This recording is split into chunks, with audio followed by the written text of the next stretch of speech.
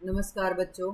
आज हम कक्षा 8वीं की पाठ्य पुस्तक मल्हार से स्वदेश कविता पढ़ेंगे, जिसके कवि हैं गया प्रसाद शुक्ल स्नेही। आइए सबसे पहले हम कवि का परिचय जान लेते हैं। स्वदेश कविता के रचयिता गया प्रसाद शुक्ल स्नेही हिंदी के उन कवियों में से हैं जिन्होंने ब्रज भाषा में कविता लिखना प्रारंभ कर खड़ी बोली के श्रेष्ठ कवियों में अपना स्थान बनाया। उनका जन्म उत्तर प्रदेश के उन्नाव जनपद में हुआ। उन्होंने स्वयं कहा, सरकारी नौकरी के कारण स्नेही के अतिरिक्त मुझे दूसरा उपनाम त्रिशूल रखना पड़ा। राष्ट्र प्रेम की कविताओं के साथ साथ उन्होंने किसान, मजदूर, सामाजिक कुरीतियों आदि विषयों पर प्रभावकारी कविताएं लिखी हैं। त्रिशूल तरंग, राष्ट्रीय मंत्र, कृषक क्रंदन इनकी उल्लेखनीय रचनाओं में से हैं। इनका जन्म कब हुआ था? 21 अगस्त 1883 ईस्वी में और निधन 20 मई 1972 ईस्वी में। यहाँ पर आप देखेंगे कि उन्होंने कहा कि उन्हें एक दूसरा उपनाम त्रिशूल भी रखना पड़ा। तो उस समय क्या था ना कि अंग्रेजों का राज था और जो भी हमारे कवि या लेखक थे जो ऐसी राष्ट्रभक्ति, देशभक्ति से ओतप्रोत कविताएं या रचनाएं लिखते थे, तो अंग्रेजी सरकार को पसंद नहीं आता था और वे उनको या तो जब्त कर लेते या अन्य कार्रवाई करते थे। तो इसलिए जो हमारे लेखक थे, जो हमारे कवि राइटर्स जो भी थे, उन्हें अलग से अपना नाम लिख करके इस कार्य को करना पड़ता था। तो इन्होंने भी त्रिशूल नाम इसीलिए रखा है। आइए आगे कविता देखते हैं।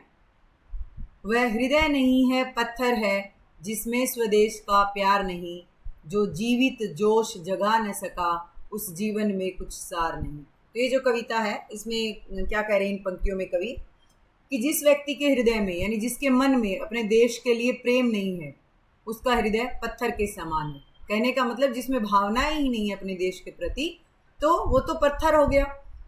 जो स्वयं के साथ ही दूसरों को भी प्रेरित या उत्साहित नहीं कर सकता, उनका जीवन कवि ने निष्फल और अर्थहीन माना है। कहने का मतलब ये है कि व्यक्ति को खुद भी अच्छे काम करते रहना चाहिए और दूसरों को भी अपने देश के प्रति काम करने के लिए प्रोत्साहित करते रहना चाहिए। आगे की पंक्तियां क्या कहती हैं? जो चल न सका संसार संग, उसका होता संसार नहीं, जिसने साहस को छोड़ दिया वह पहुंच सकेगा पार नहीं। क्या कह रहे हैं कवि कि जो भी व्यक्ति समाज या दुनिया के साथ कदम से कदम मिलाकर नहीं चल सकता, वह दुनिया में अपनी पहचान नहीं बना सकता और न ही उसका कोई अस्तित्व रह पाता है।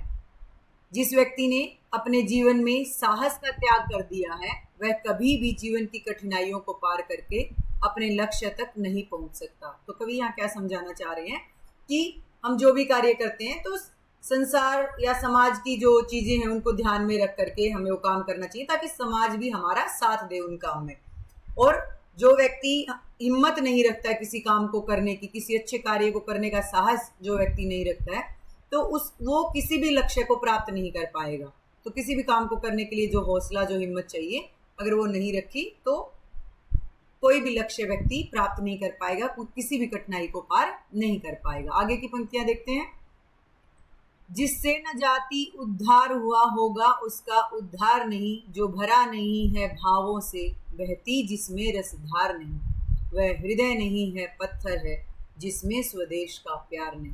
तो यहाँ पर कवि क्या कह रहे हैं कि जिस व्यक्ति ने अपने समाज, अपनी जाति, राष्ट्र के उद्धार या कहने का मतलब उसकी उन्नति के लिए, उसके विकास के लिए कोई काम नहीं किया, तो उसका स्वयं का भी विकास नहीं हो सकता, उसका भी उद्धार नहीं हो सकता। यानी स्वयं भी अगर कोई व्यक्ति सफल या सम्मानित माना जाएगा तो जरूर देश के लिए कुछ ना कुछ कर रहा होगा। जो व्यक्ति समाज के लिए कुछ कर ही नहीं रहे, तो वो समाज में कहाँ से सम्मान पाएंगे।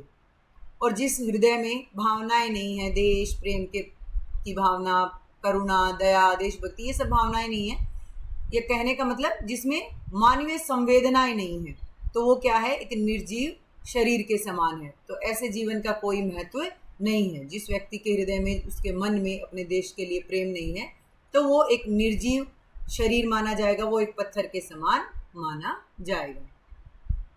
आगे की पंक्तियों में कवि क्या कहते हैं? जिसकी मिट्टी में उगे बड़े पाया, जिसमें दाना पानी, है माता पिता बंधु जिसमें हम हैं जिसके राजा रानी।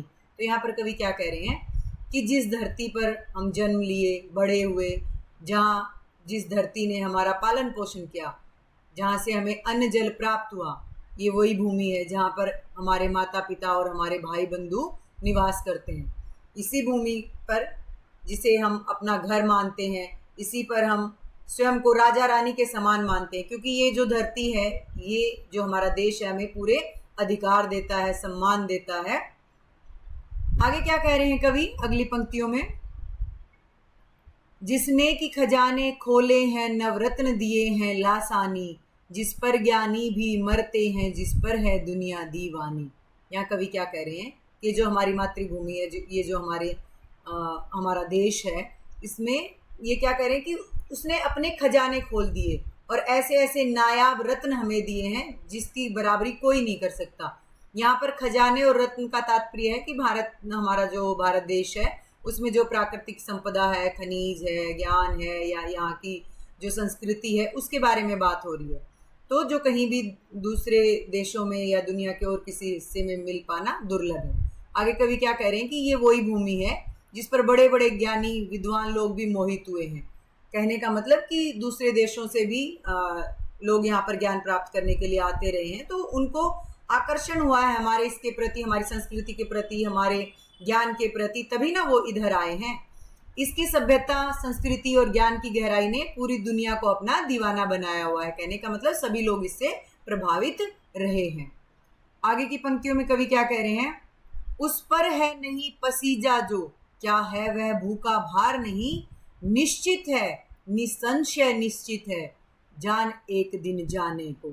अब कवि यहाँ पर जीवन की नश्वरता पर प्रकाश डाल रहे हैं कि जो व्यक्ति अपने देश की दशा को देखकर या अपने देश की स्थिति पर भी नहीं पसीजा, द्रवित नहीं हुआ, वह धरती पर एक बोझ के समान है। यानी जिसको फर्क ही नहीं पड़ रहा, जिसको किसी बात का असर ही नहीं हो रहा, वो तो बोझ के समान है, वो तो जानवर के जैसा जीवन जी रहा है। तो आगे कवि क्या कह रहे हैं कि ये बात तो तय है, इसमें तो कोई संदेह नहीं है कि एक दिन ये जीवन जो है समाप्त हो जाएगा। भाई जो आया है उसका जाना तो तय है। तो यहाँ पर ये जो पंक्तियां ये हमें प्रेरणा देती हैं कि जब जीवन क्षणभंगुर है, यानी जब हमें एक दिन इस धरती से चले ही जाना है, तो क्यों ना हम अपने समय का सदुपयोग करें और अपने देश के लिए, अपनी मातृभूमि के लिए अच्छे अच्छे कार्य करें। आगे की पंक्तियां क्या कह रही हैं, है काल दीप जलता हरदम, जल जाना है परवानों को, सब कुछ है अपने हाथों में, क्या तोप नहीं तलवार नहीं, वह हृदय नहीं है पत्थर है जिसमें स्वदेश का प्यार नहीं। तो कवि यहाँ पर क्या कह रहे हैं कि समय का दीपक हमेशा जलता रहता है। कहने का मतलब समय तो चलता ही रहेगा, वो किसी व्यक्ति के लिए रुक नहीं रहा।